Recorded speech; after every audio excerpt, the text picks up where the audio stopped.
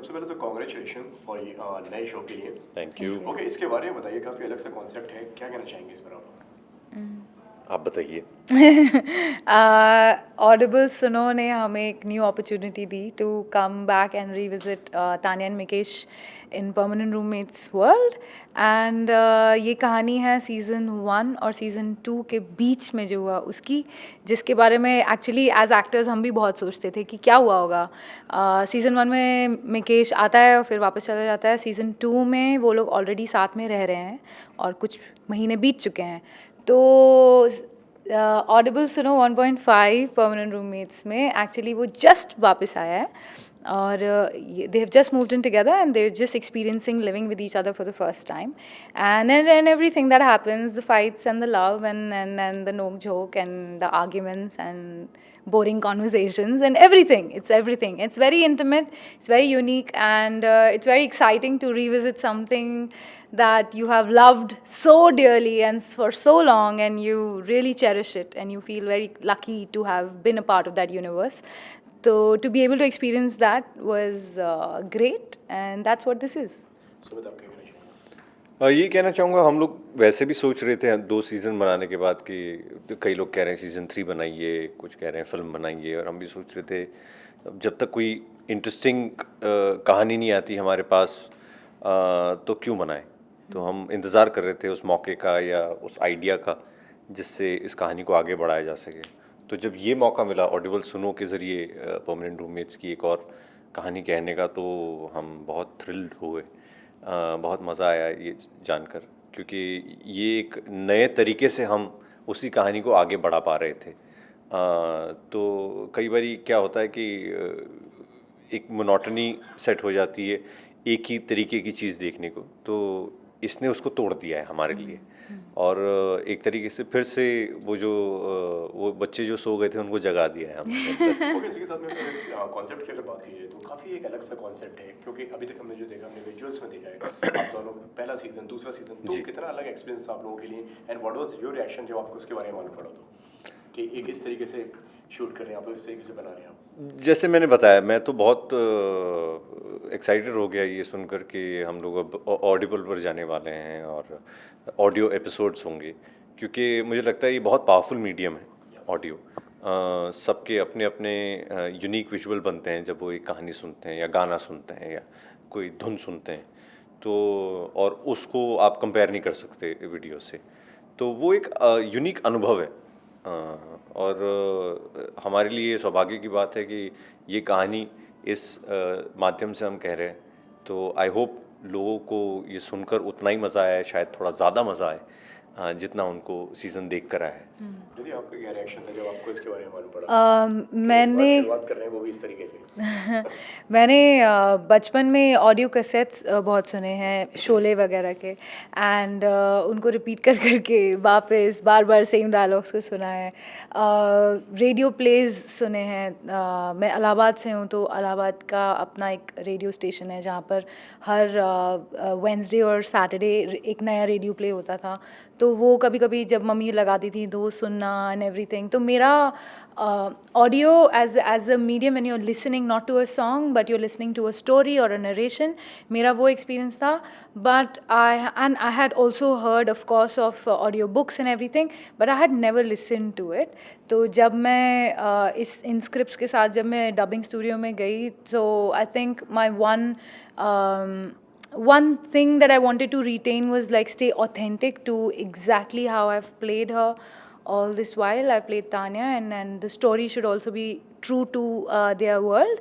And but वो record करते करते it's a unique beast. It had its own charm, and it just suddenly you could just see everything, and it took life, and it was so much fun. It was just exciting to be back in that form after 4 years, and I'm so glad we are starting 2020 like this. So it's great, and it's great to be a part of this. So now I'm going to actually listen to more audiobooks and everything and experience this world, and I think I'm going to experience it along with our audience. So yeah. Okay, Sumit, इसी के साथ में किन किन चीज़ों की कितना difficult था एंड कितना चैलेंजिंग था सिर्फ ऑडियो पे करना, एक ऑडियो पे एक पूरी कहानी को दर्शाना, एक बताना, जिस तरीके से आप लोग हालांकि डब भी करते हैं, वो जी। एक अलग बात है, लेकिन इस बार सिर्फ आप लोग डबिंग पे कर रहे हैं, तो वो कितना डिफिकल्ट और चैलेंजिंग था आप लोगों के लिए? डिफ़िकल्ट नहीं, इंटरेस्टिंग था कहानी को सिर्फ आवाज़ के ज़रिए लोगों तक पहुंचाना। और उसमें पूरा श्रेय हम दोनों को नहीं लेना चाहिए, इसमें एक पूरा प्रोडक्शन इन्वॉल्व होता है जो साउंड इफ़ेक्ट्स और बाकी सारे बैकग्राउंड स्कोर से फॉली साउंड से उस एक्सपीरियंस को कंप्लीट करता है, जिससे कि आपको सुन के लगे कि हाँ आपने पूरा अनुभव लिया है सिवाय उस विजुअल के।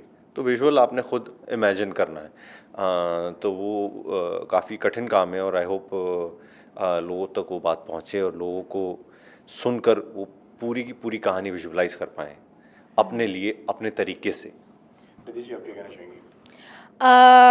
I think Sumit is just underplaying himself. He's a very, very good voice artist in general, otherwise as well. तो वो तो एकदम प्रो थे. मेरे प्रॉब्लम होते थे कि मैम माइक से पीछे जाइए, मैम माइक से आगे, ये सब प्रॉब्लम्स होते थे. I was very lucky there was no camera to capture that. I think although Audible वालों ने कहा था कि हम इसकी मेकिंग बनाएंगे, मैंने कहा मेकिंग में मैं सिर्फ हंस रही होंगी, and that's actually what happened. हम लोग सिर्फ क्योंकि he would just say his line and he would be like calm, you know, because in reality he's not like Mikesh at all. He's a lot like Tanya. He's very stoic and he's very like proper and everything. But जब jokes होते then he turns into this goofy person. तो और मैं actually I'm quite goofy in real life, so I just couldn't stop laughing. It was just such a problem. Like I had to take breaks. तो मेरे लिए वो सब problems थे. And I'm not really a dubbing artist, so I had quite a few problems. Okay, इसी के साथ में आप दोनों की अगर बात की जाए, जिस तरीके से निधि ने बताया कि मतलब उन्होंने एक रेडियो स्टेशन की कहानी बताई, आपके साथ में कोई ऐसी मेमोरीज रही है, कोई बचपन की, कोई जिसकी आपने आवाज़ सुनी हो और आपको लगा है दिस इज़ द ये वो वॉइस है जो मतलब आप आवाज़ से पहचान जाए, किसी की आवाज़ की आप फैन रहे हो? बहुत सारे लोगों के मतलब ऑब्वियसली आई थिंक हिंदुस्तान में सब लोग अमिताभ बच्चन की आवाज़ के फ़ैन रहे हैं, पर उनके अलावा अमीन सियानी जी हैं, हरीश भीमानी जी हैं, इन सब के आवाज़ के हम फ़ैन रहे हैं। विजय राज बहुत अच्छा डब करते हैं। मैं कई सारे वो रेडियो एड्स भी डब करता था एक ज़माने में, रेडियो अब बता रहे प्लेस भी करता था। तो मैं बहुत सारे ऐसे डबिंग आर्टिस्ट को जानता हूँ जो सिर्फ आवाज़ से जादू करते हैं, मतलब वो जेन्युइन वो टैलेंट है। हम बस ये है कि हम जो हम विजुअल पे करते हैं वही लगभग वैसा सा कुछ क्रिएट कर पाते हैं ऑडियो पर वो उन्होंने गहन स्टडी की है इस मीडियम की। कोई टिप्स मिले आपको शूट के दौरान, डबिंग के दौरान सुबह से? नहीं, ऐसा सच नहीं. He lets me be. तो ऐसा he doesn't show me that I'm senior to you. Let me tell you how it's done. He's not like that. तो हाँ, but know that many tips. what rubbish. नहीं, but मेरे खुद के लिए ये टिप्स थे कि you know just calm the hell down. और दूसरा ये था कि it's a very powerful medium and maybe I would like to do a lot more of just voice work, because as an artist to be able to experience what was most unique for me was especially besides all the fun and everything, when the real things happen in life and when you're saying those lines and all, and to be extremely authentic to that and just say it in when you're not worried about camera and angles and everything, all that happens during our shoots. तो वो authenticity to be able to experience it in its totality, वो experience इतना pure था, and I want to be able to do that, maybe dub films and maybe films from overseas and everything. So I never thought of that, but now I want to, because it's that it's like tasting blood. It's like it was so exciting, like I want to do it again. और बहुत मज़ेदार दुनिया है, जैसे हम ad films भी करते हैं। अब जनरली क्या होता है, एज एन एक्टर जब आपको कास्ट करते हैं लोग, तो विजुअली आप एक ख़ास तरह से दिखते हो, तो लगभग उसी टेरिटरी में आपको वो कास्ट कर पाते हैं, पर ऑडियो में वो बंदिश नहीं है। Correct. तो मैं कैसे भी बात कर सकता हूँ, मैं कोई भी पात्र कर सकता हूँ इसमें। मैं छोटा भी बन सकता हूँ, गरीब भी बन सकता हूँ, अमीर भी बन सकता हूँ, मूर्ख बन सकता हूँ। तो वो आज़ादी आपको ऑडियो देता है, वो आपका जो होराइजन एकदम खोल देता है as a performer. And it's not time bound, मतलब ये नहीं कि मेकअप हेयर वेयर सब चेंज वो तो करके, कुछ नहीं है वो। इट्स मतलब वो सेकंड्स में, you can just change, you can change, you can change, you can change, and it's so much fun. तो I think उसको और explore कर सकते हैं, and तानिया मिकेश बन के हम आ रहे हैं इस बार. लेट्स सी नेक्स्ट टाइम क्या बन के. ओके, इसके साथ में ये सीजन 1 हो गया परमानेंट रूममेट्स का, एंड सीजन 2 भी हो गया. एंड अब बात करें, जब दर्शकों से इतना प्यार मिला है, किस तरीके से देखते हैं आप ये सारी जर्नी को, एंड पर्सनली कितना, मतलब अगर आप लोगों की बात करी जाए तो कितना बदलाव आया है आप दोनों के अंदर ये सीजन्स करते हुए? बहुत nice बदलाव आया है. question. Oh wow, Very nice question. अच्छा बदलाव आया है. मतलब मुझे ऐसा लगता है कि कुछ जैसे इससे पहले मैंने सिर्फ ये नाटकों में अनुभव किया था. कई सारे नाटक, आप एक जैसे नाटक हम करते थे, हमने 2007 में करना शुरू किया था. तब मैं शायद आई डोंट नो कितना कम उम्र का था. और अब भी हम कर रहे हैं. 2020 हो गया उस बात को, 13 साल से कर रहे हैं. तो हम वही टेक्स्ट दोबारा कर रहे हैं, लेकिन हमने उतनी ज़्यादा ज़िंदगी जी ली है, तो उसके मायने बदल गए हैं. तो वैसे ही यही पात्र हैं जो हम पिछले 6-7 साल से कर रहे हैं, पहले सीज़न, दूसरे सीज़न मॉडेबल में, पर हमने उतनी ज़्यादा ज़िंदगी जी ली है. तो उन्हीं कहानियों के, उन्हीं क्वर्क्स के जो है वो मायने थोड़े बदल गए हैं. It's like we are growing old with the characters. तो वो एक बहुत यूनिक चीज़ है, वो मज़ेदार चीज़ है. As an artist also and as a viewer also, आप दोनों को ऐसा लग रहा है कि हम साथ में बड़े हो रहे हैं, साथ में आगे बढ़ रहे हैं. आप क्या बताना चाहिए? आई थिंक काफ़ी टाइम हो गया है हमने जब से परमानेंट रूममेट्स शुरू किया था till permanent roommate second season के लॉन्च होने के बाद, एंड 4 years आफ्टर दैट. और ये हमने 2019 towards the end we were dubbing it. तो उतने टाइम में तो a lot of life happens, and a lot of life did happen. And as Sumit said, to come back and visit your character who's familiar to you, so it's like an old friend, you know, and she knows you, you know her quirks, she knows your quirks, and to go back to it and then say the lines that she would say, but uska ek shayad ek usme naya meaning, ek new dimension, because what you experience as a human, you cannot ever, it'll always reflect.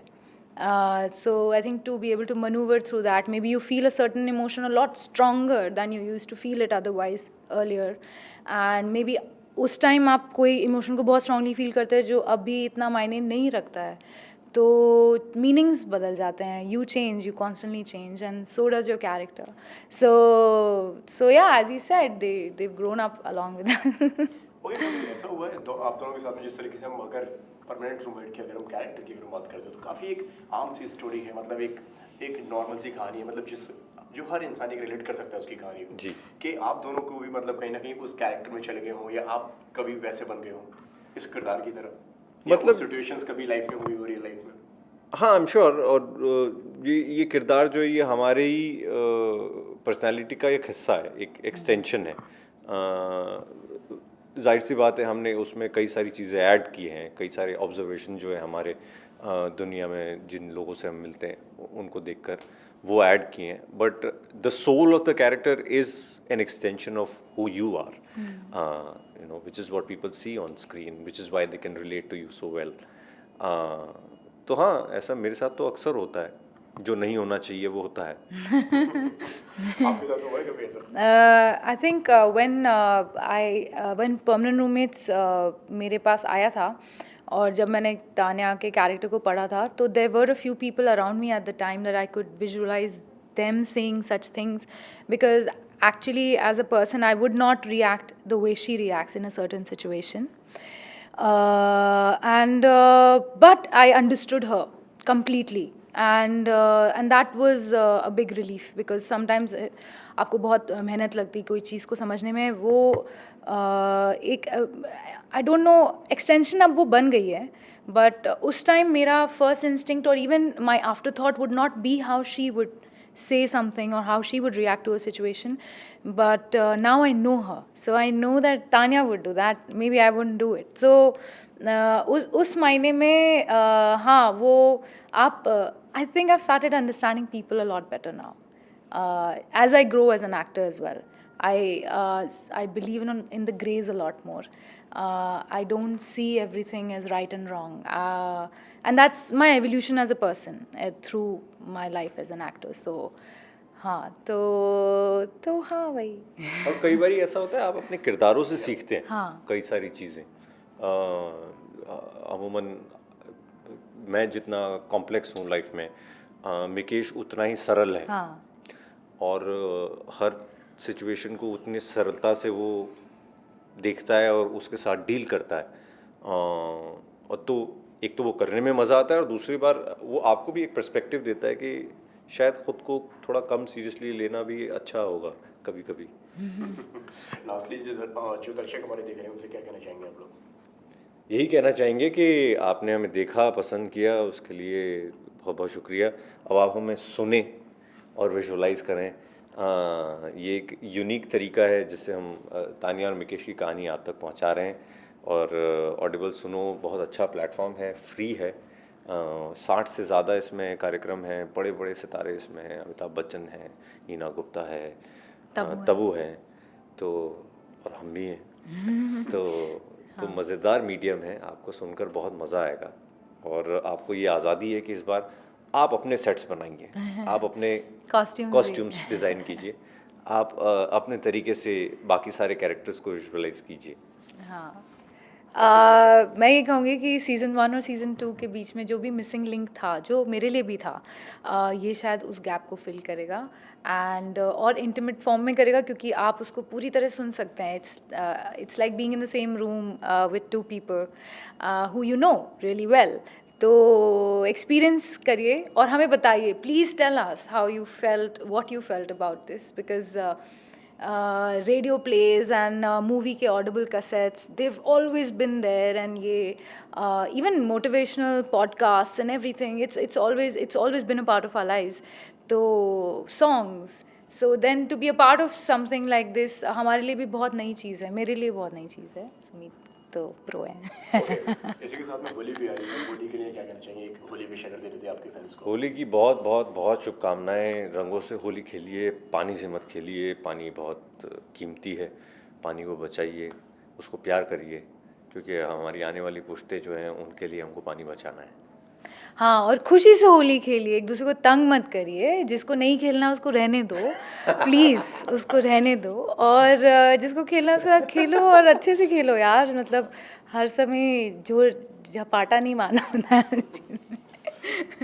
अंडे avoid करना होली पे, colour use करो। Personal target. Thank you. Thank you. Thank you.